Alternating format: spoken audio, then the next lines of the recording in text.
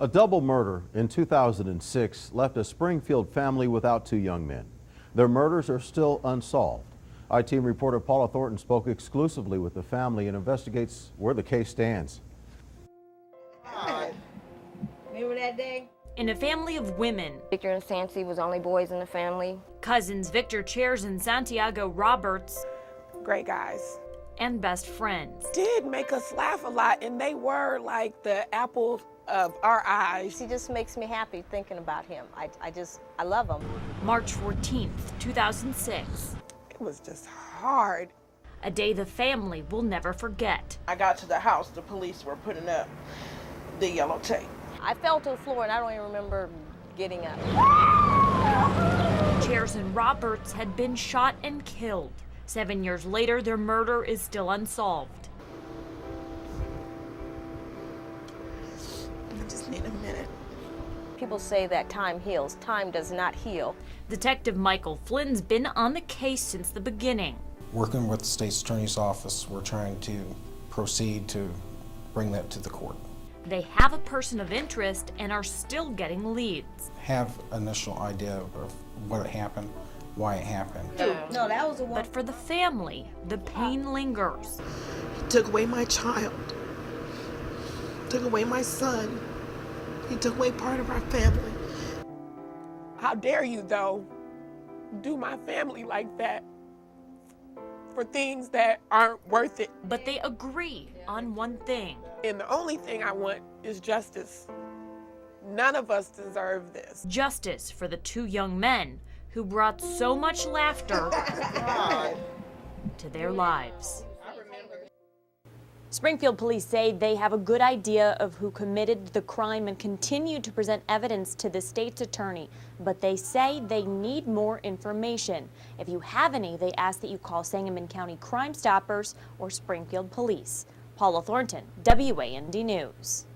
Having a baby is a blessing, but learning your child has a rare and life-threatening disease, well, for that, a parent would do anything to save their child. Our Paula Thornton is here live with the exclusive story of a local family struggle and how you can help. You're so serious. Yes. 6-month-old Crosby Hoots. With shining blue eyes, he's tiny at just 13 pounds. You're just a serious boy like that. A serious boy with a serious condition. His yellow skin, a clue something was wrong. We were heartbroken.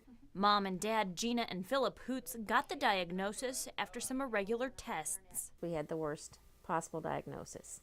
A rare disease of the bile ducts and liver called biliary atresia. He has no way for the bile to get out of the liver. Which ultimately leads to liver failure. If the surgery does not happen, children with biliary atresia are not expected to live past the age of 2. A liver transplant could save him, but it's scary for Mom and Dad. So we're worried about his comfort and his happiness right now.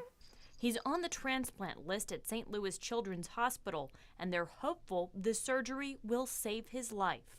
I want him to be happy and have a good life. I want him to grow up and just do whatever he likes to do. Just have a normal life play with all the other kids. Though his future's unclear, Bullet. a new liver will give him a chance at living up to Mom and Dad's hopes. Right now, the Children's Organ Transplant Association is honoring Crosby. They've set up a fund to help pay for his medical costs. The goal is $50,000. If you'd like to help, we've added a link to Crosby's CODA page to our website. Paula Thornton, WAND News. Tragedy in Manchester. New information surrounding the murders of 5 people. One of those killed was pregnant. It all started early yesterday morning in the small Scott County community. Our Paula Thornton is there as people are grieving the loss of community members. The park in Manchester is usually a fun place, but on this bench sits a memorial to a family gunned down. Really sad.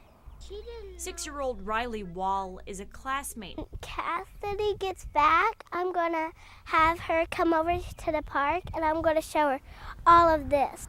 She put this together, most of her own stuffed animals and words of shared sorrow for 29-year-old James Ralston, his pregnant girlfriend Brittany Lark, Lark's grandmother, and the couple's 5-year-old son Nolan and 1-year-old son Brantley, all dead. They're wonderful people, sweet people, just like any other family.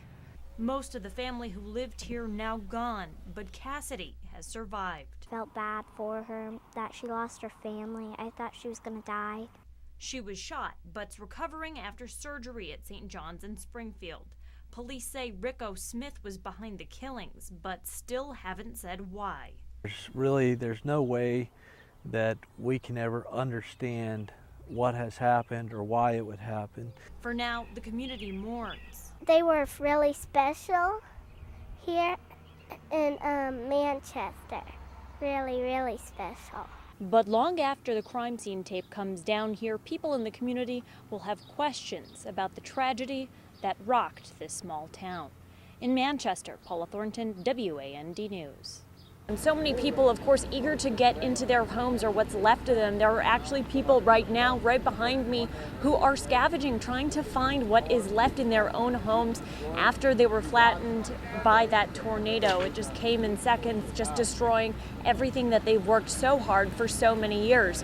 But people today just picking through their homes, searching for anything that remains. But for much of the day, they could not get back into them because, as Marianne said, just too dangerous. Down power lines, and for so many of those homes, the structures themselves are just very unstable. As you can imagine, people wanting to get their hands on anything that they can of their own property. I spoke with one woman, 83-year-old Dolores, so eager to get into her house to get medicine that she needs for every day, and of course to find out what was left. But from what she could see, she had lost everything. Everything's gone. Everything I own, my husband's, all his stuff from his funeral. Everything. I have nothing. Fortunately, she was not home at the time. She was at a grandchild's birthday. But what I keep hearing again and again, even though there is all of this devastation, people have lost literally everything that they own. They are just so happy to be alive. Sean, back to you. Boy, I tell you, the recovery is a long road ahead. I-Team reporter Paula Thornton joins us live from Harris Avenue now. Paula, what has been going on today with this investigation? Dawn, police still have not yet told us what they are searching for out here, but they have told us that today they have been maintaining and cleaning their dig site. They've been out here for the past couple of days. Yesterday's search was called off because of the rain. They've been going through the ground with shovels and pickaxes and sifting through the dirt looking for evidence. The Macon County coroner tells us that he was called out to help assist in a very old case, but he wouldn't tell us which case that is. Police tell us they will do the bulk of their dig tomorrow and hope to wrap up the investigation out here. But again, they're not releasing much information about what they are doing here, but they plan to release new information to us tomorrow. Dawn, back to you.